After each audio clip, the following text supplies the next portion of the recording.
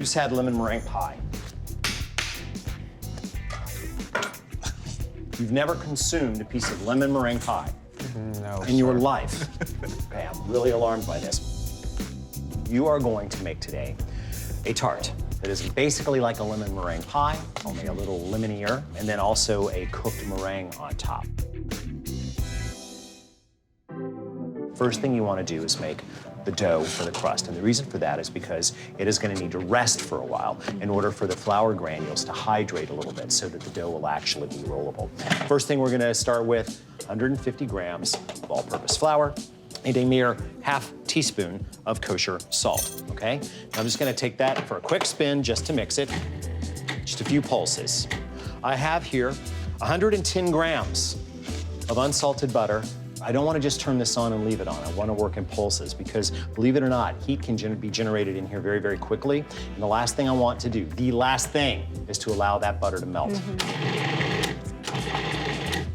Ice water, and I want 1/4 cup. Plastic wrap. Cover your work bowl like this.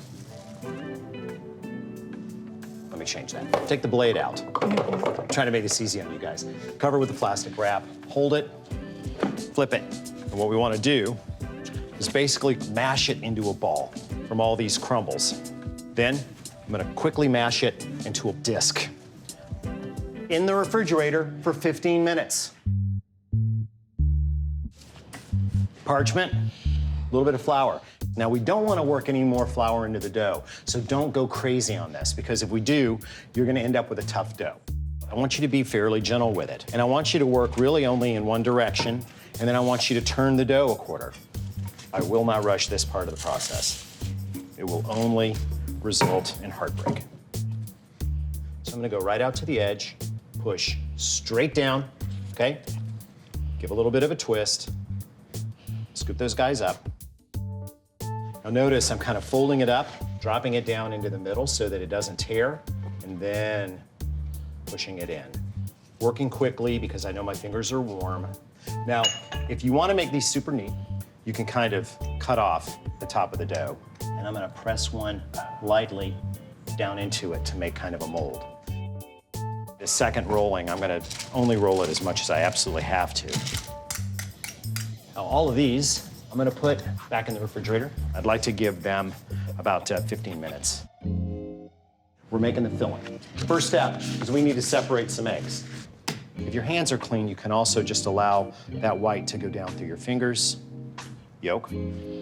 This one white goes over here. Into a medium saucepan is going to go the rest of our filling ingredients. 280 grams of sugar, 50 grams of cornstarch, 1.5 cups of water, 1/4 teaspoon of salt. Boom. Now we're going to bring this all the way to a boil, and an interesting thing is going to happen. Not only is it going to thicken, it's going to turn transparent. Whisk often, because it can burn around the edges. And before I introduce the eggs to the party, I'm going to whisk them. Okay, once this bubbles like this, that is not going to cook anymore. I'm going to pull that off. So now we're at the tempering step.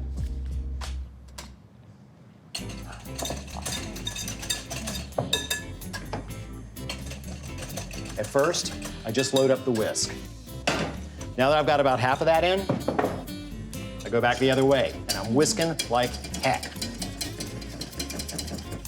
Now, 45 grams of butter, just drop it in. Whisk in 1/2 cup of lemon juice, a tablespoon of lemon zest. This mixture must come to a boil, and it must be held there 1 full timed minute.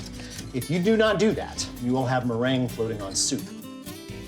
Now, if you wanted to strain this, now would be the time. I'm gonna live dangerously and not bother, but I'm just gonna set this on this bath to cool down because I want it down to room temperature as quickly as I can, but I don't want it to get any colder than that. To the oven. Upside down on the rack. Another rack right under it. 1/2 hour. It's shocked down enough to where I'm actually gonna take it out of the ice. Let us talk about meringue. Has anybody made meringue? So we're gonna do what's called a Swiss meringue, which is a meringue that is basically barely cooked, but it's cooked enough to pasteurize the eggs and to make them more stable. So the ingredients, very simple. I've got my 4 egg whites. I'm gonna whip this up just a little bit. 120 grams of sugar, half a teaspoon of the cream of tartar, and of course, I'm gonna add a little bit of kosher salt. What I'm looking for is I wanna bring this to 165 degrees in order to have really good stiff peaks. There we are. Lock the head into place. Slowly bring the speed up to about medium. We don't want to overwork it. Much like whipped cream, it can be worked too far. Almost stiff peaks. Not quite as stiff as I want it. So now I'm going to give it high speed. Nice and slow, controlled.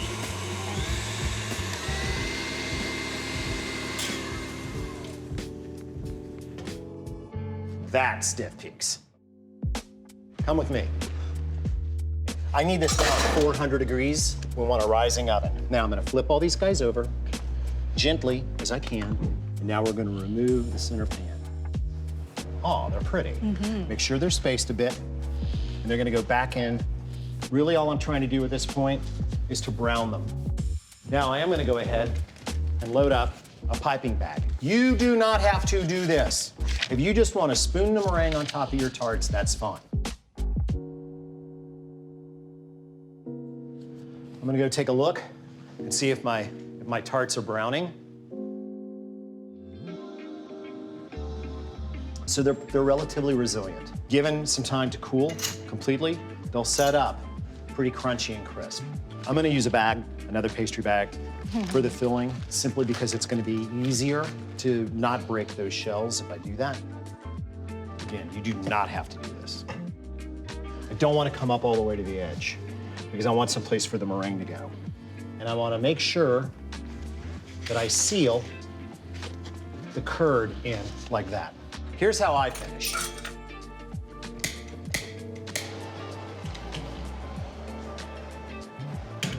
Then I turn them all to face out. Meringue is flammable, and I have set some of these things on fire. And once they've been set on fire, they don't taste very good anymore.